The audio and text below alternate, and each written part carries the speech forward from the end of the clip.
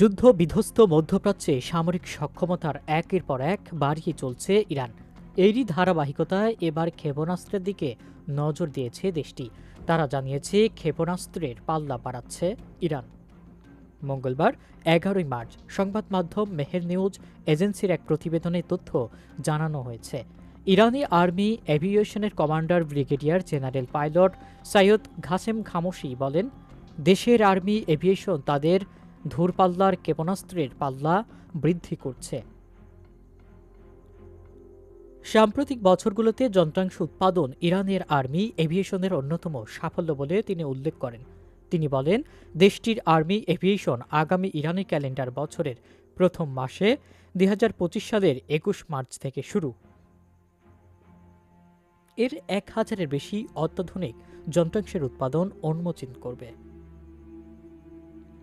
Iran army aviation তাদের দূরপাল্লার ক্ষেপণাস্ত্রের পাল্লা বৃদ্ধি করছে বলে জোর দিয়ে তিনি উল্লেখ করেন, খুব নিকট ভবিষ্যতেই এই অর্জনও উন্মোচন করা হবে।